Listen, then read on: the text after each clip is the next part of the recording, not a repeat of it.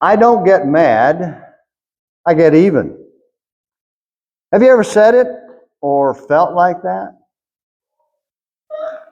It's clear one of the strongest human emotions is the urge to strike back at those that we feel have harmed us. TV and movies are made all the time featuring payback and getting people back and revenge. And as Americans, we love it. We eat it up. And even among us Christians, sometimes we eat it up. I know I get too caught up in those kind of movies myself. And the thing about it is, it's not new. Desiring to pay people back to get revenge isn't new. Turn to Genesis 34. This is why I didn't want you to go to 1 Peter yet. In Genesis chapter 34, we have an example of Levi and Simeon, the sons of Jacob, getting revenge for the mistreatment of their sister Dinah. And what they did is they got all the men there to become circumcised because of the leader's son had abused their sister, and they were going to get payback. And they put on a smile and a happy face and pretended all was good, and then set him up to kill them. And so when they were suffering from the circumcision, Levi and Simeon went and killed all the men of the city.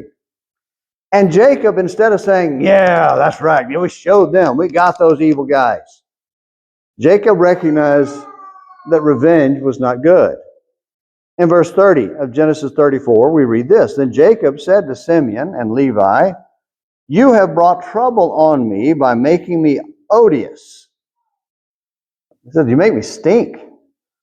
Making me odious among the inhabitants of the land, among the Canaanites and the Perizzites, and my men being few in number, they will gather together against me and attack me, and I will be destroyed, I and my household. So he's telling Levi and Simeon, what you've done will cost all of us, will cause problems. Revenge doesn't end.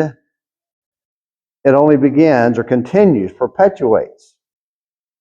But in verse 31, they said, should he treat our sister as a harlot? So the point is, we're not going to let them get away with that.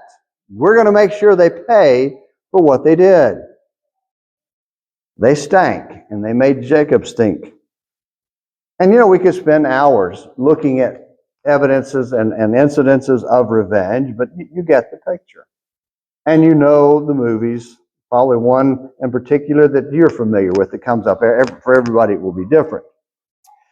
Well, after walking us through how to live, Peter, going back now to 1 Peter chapter 3, Peter's been talking about how to live for some time now in submissive lives, and he sums it up here in verses 8 through 12.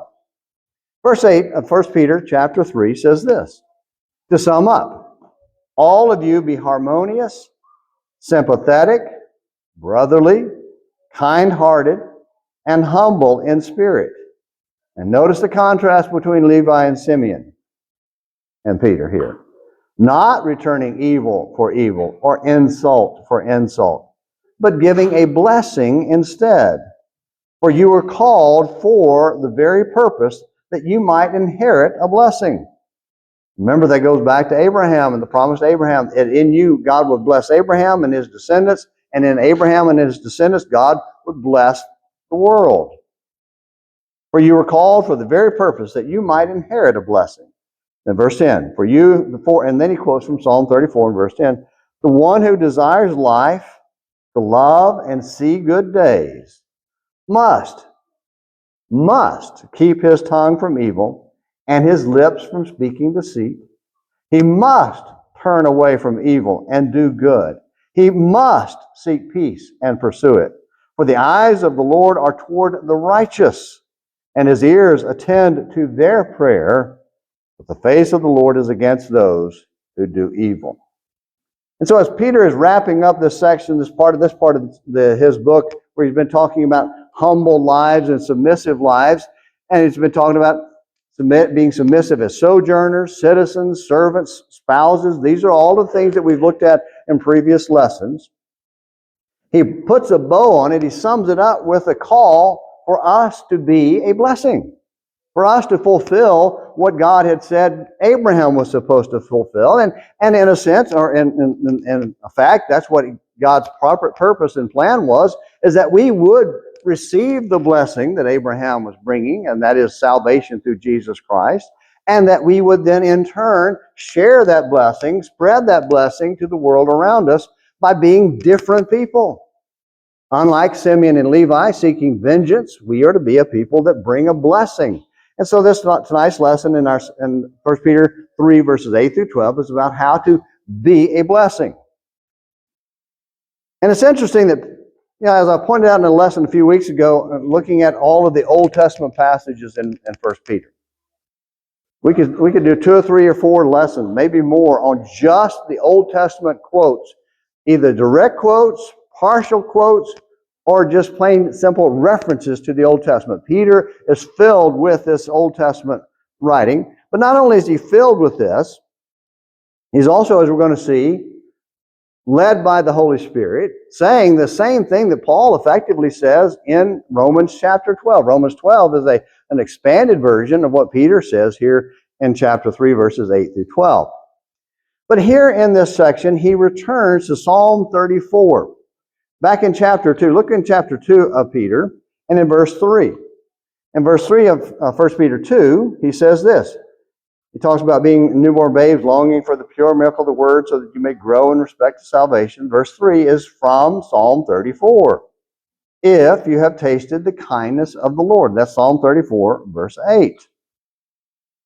Which is an appropriate verse for encouraging people who are about to suffer as persecution. Interesting thing, keep your marker there in 1 Peter. We'll come back to it. But I want to turn back to Psalm 34 and look at the heading. It's an interesting heading in the text there that is thought by most scholars that David wrote this in the time when he was running from Saul. And you may not remember this, but if you don't remember it, just follow along with me. Let me tell you the story. Remember how at one point David was fleeing from Saul, and everywhere he went, it seemed like Saul's soldiers and people were looking for him. And so the only place he felt safe was going into the home of the Philistines and going to the house in the city of the Philistines and hiding. And remember, this is the same David as who's exposed by the Philistines. Wait a minute, this is the guy that they sang, Saul has killed his thousands and David has killed his 10,000 of us. And so he felt safer there than in Israel. It was where he felt safer. But God protected him and preserved him. This was, if you recall, is where he had to pretend to be crazy. Now, I don't know, if your text has a prescription or a little summary of the book or this information, this one says this: a psalm of David when he feigned madness before Abimelech, who drove him away, and he departed. And so this is a psalm by a person who's in a tight spot. Peter is writing to people who are about to be in a tight spot because of their faith. And so that's why this psalm is a good psalm for that. He was running from his life when he went to Gath. And how desperate did he have to be to go there? But as you read through the psalm, and we're not going to take the time to read through Psalm 34, but if you take the time, go back and read it. And you'll see this is a psalm by a man who, despite his situation, despite his seeming to be at the end of the rope, the end of the line, just had nowhere to turn safely, still puts his faith and trust in God. And that's why Peter, I think, likes this psalm, because he's writing to people who are going to be very quickly facing severe trouble because of their faith. His heart rested on God, and so Peter recognizes that and encourages us to rest on God. And also, as they go into this suffering, part of the thinking is going to be the self-defense. We've got to defend ourselves. We've got to find a way to fight back against this persecution and this evil and just show them that we're not going to roll over and accept this. Well, God's saying, you better be careful how you respond. Very careful. And instead of being the kind of people that you can't stand and being just like them, evil like they are, we're to be a blessing. We are to be a blessing. And this blessing, the idea, starts with the idea of a right attitude, and it leads to right action. So it begins with our way of thinking, how our minds process our relationship to God, to the world, to our brothers and sisters in Christ, and to the world around us. We must begin with the right attitude, and then when we have the right attitude, we'll follow it with the right action. So let's look at this idea of being a blessing in attitude. And we're just going to look at some of these words here out of verse 8. Let's go back and read verse 8. To sum up, all of you be harmonious, sympathetic, brotherly, kindhearted, and humble in spirit. So the idea here of harmonious. This is the idea of having one mind, thinking alike. And these are a bunch of passages, translations of this, and things that come from other passages in the Bible, where it talks about being like-minded, being of one mind, having a unity of mind, of thinking the same thing. That's the idea that Peter is presenting here. That's the goal for them, and this is how they need to approach it. And this is a consistent struggle with Christians. We're aware of one simple fact, and that is, every Christian will stand before God as an individual. The Lilac Road Church of Christ won't appear in the presence of God as a group. Though God sees the group, but the individual is the one that stands for him. And so we tend then to think individually instead of congregationally from time to time. And we also know that our saving relationship with God is individual. I am baptized into Christ. You are baptized into Christ. The individual is baptized into Christ. The church is not, except by virtue of the individuals having done that, having been baptized. We're added to the church by being saved. Important to understand that, because a lot of times people get these, they think they're so close, they end up flipping them. We are added to the church by being saved. We're not saved by being added to the church. That's the institutional concept. The institutional concept is that you go to the congregation or you go to the organization to be saved. And let the organization do all the work and tell you what to think and do. You go to the Lord and you're automatically added to His body when you become a Christian in baptism.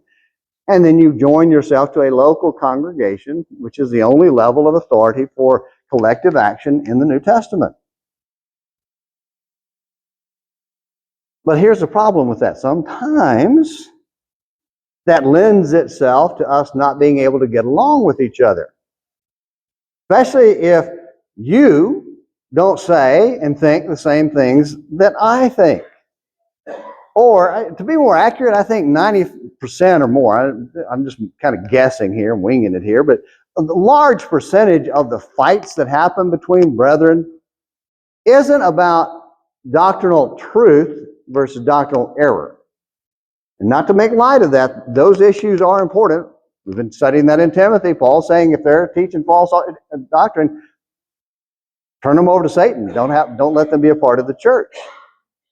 But 90%, a large part of the time, fights between brethren are not over truth, but over how you said it versus how I would say it. You didn't use the same words that I would use. Well, did they mean the same thing in essence?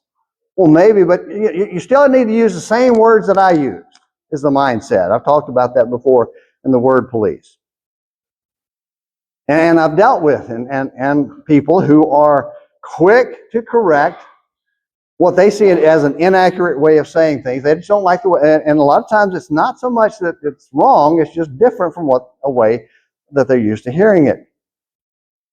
We need to learn to be more patient with brothers and sisters in Christ and listen to what they say, compare what they say to the Scripture, and think of it like the difference between one version of the Bible and the other that may use different words. We talked in this morning about 1 Timothy, and that first word translated in chapter 2, verse 1. That's entreaties and supplications and so forth. It has all those different words, different translations. It's the same meaning, same idea. So we need to be very careful about that. Let people use the words they prefer. Don't try to make people conform to you. You've sat through enough of my classes. You know I have to fight that myself. And I appreciate y'all's patience with me on that, because we have to be very careful about that.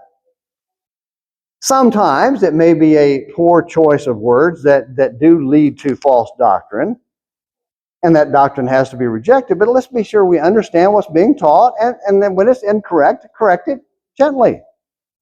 Now, I said that Romans 12 is a kind of a commentary on this, or an expanded version of this. Romans chapter 12, verse 15 says this, or 16 says this: be of the same mind toward one another, live in harmony with each other. And so that's one of the things that Paul is saying in Romans. It's exactly the same thing that Peter is saying here, just different words, but the same idea, same thinking. The next thing is the word sympathetic. Sympathetic in 1 Peter chapter 3 and verse 8. And sympathetic is one of those interesting words. Just from sympatheos, that's the English word, comes straight out of Greek. Sim is with, patheos or pathology is suffering. So it's the word, that's the idea of suffering with. That's one, and that's the Greek word, but you know, that's our English word, sympathetic. But you know what the actual word in the text is? The word for guts. It's have emotional attachment to. It's splanknon. All right, so good splanknon is the Greek word for intestines, because for them and their thinking, that's where you get a knot in your stomach when things are upset, when you're having trouble. So that's what he's talking about there. That's the usage there. So he said, have that sense of anxiety or care or tender care for people. Think of them in that way. So you suffer with people. Now, Romans chapter 12, verse 15 says it this way. Same kind of idea, different words. Rejoice with those who rejoice and weep with those who weep. And that requires getting out of ourselves and just whenever someone is happy, be happy for them. Be glad that whatever it is that they have, instead of being, I wish I had that, or being jealous or just aggravated because they're successful, be happy. And when they're sad, be very, very sad with them. Weep and rejoice with those who weep or rejoice. The next word is brotherly. Let's go back to 1 Peter 3, and I'll have these the Romans up here on the screen. Verse 8 says, to sum up, all of you be harmonious, sympathetic, brotherly. The brotherly is an interesting word. There's a city named after this. Anybody know what city that is? Philadelphia. That's exactly right. Philadelphia. Philadelphia is the word there, and it's the idea of family affection with brothers. And so it's the affection that you have for a brother. And so we are to be brotherly toward one another. We're to have that close family affection with our church family and with others as well, that we share that with others. That's the attitude we have in our approach to other people. That's the way we think about people, rather than hatred or just indifference. Romans 12, verse 10, be devoted to one another in brotherly love. Give preference to one another in honor. So again, Paul and Peter are saying very much the same thing here in Romans 12 and here in 1 Peter 3. So that's the attitude we have. Next word is kindhearted, which is the idea of compassionate, tender-hearted. And I have to correct myself. This is the word. This is the word for tender mercy. This is the word for stomach. Merciful. Colossians 3:12 says it this way: be so as those who have been chosen of God, holy and beloved, put on a heart of compassion. So intestines of compassion, kindness, humility, gentleness, and patience. So sorry about that. I have to correct myself in the middle of my sermon. This is the word that is about the intestines. So, be a blessing in attitude by being kind-hearted, having tender feelings toward others. So you're sympathetic, you're brotherly, you're harmonious, and you are kind-hearted. And then the last one he says here in the text, and humble in spirit. Humble is the idea of, and I hate it when dictionaries define a word with the word, having a humble or lowly opinion of oneself. And the idea here is of a deep sense of one's littleness. I'm not that big a deal. We really have to understand in life, no matter how accomplished we might be, how smart we might be, how whatever it is that we might be, that people would look at and say, that's good. Don't let it go to our heads. Don't get egotistical about it. Keep a lowly mind. And it, Romans 12 again. Do not be haughty in mind, but associate with the lowly. Do not be wise in your own estimation. So, again, we are to be like this attitude of humbleness and this approach to people that puts them first. The idea of humility is one of those things. Humility is a difficult thing to grasp. It's like catching a butterfly. As soon as you get it, you end up crushing it. So you got to be careful about how you catch humility. You don't want to sprain your shoulder patting yourself back on the back for being humble. That's a very dangerous thing to do. Ben Franklin said this in his autobiography, in reality, there is perhaps no one of our natural passions so hard to subdue as pride. Disguise it, struggle with it, beat it down, stifle it, mortify it as much as one pleases. It is still alive and will every now and then peep out and show itself. You will see it perhaps often in this history. In other words, from him. For even if I could conceive that I had completely overcome it, I should probably be proud of my humility. It sneaks up on us, doesn't it? We have to be careful, beware of oozing pride in our self-righteous declaration of our humility. Did you hear about the group? There was a group that used to nominate people for Most Humble Person of the Year award. And they finally stopped because the winners refused to accept it. They wouldn't even come. So it makes sense. They just quit having to give it. And if you showed up to accept it, then you disqualified. So that's the issue of humility. So that's the attitude. This is the attitude or approach that Peter is encouraging for people who are going to be facing persecution, hatred, cruelty. The attitude we take as Christians in the face of that is to be harmonious, sympathetic, brotherly, kind-hearted, and humble. And then that leads us to the action. If we're a blessing in attitude, it will show in the way we act, the way we treat each other. Beginning in verse 9, verse 9 begins to discuss the attitude or the action. So here's your attitude, verse 8. Verse 9 is your action. Not returning evil for evil or insult for insult. So these are the things you don't do. But giving a blessing instead, for you were called for the very purpose that you might inherit a blessing. So if you want to inherit a blessing and you want to be a blessing, here are the things you don't do, and here are some of the things you do. First thing there is the right action. You're going to desire life. This is out of Psalm 34, verse 10. For the one who desires life, to love and see good days. This is the idea of pursuing spirituality. If you're going to do this, then you can't be the kind of person who returns evil for evil and insult for insult. And then in verse 11, he says, we must turn away from evil and do good.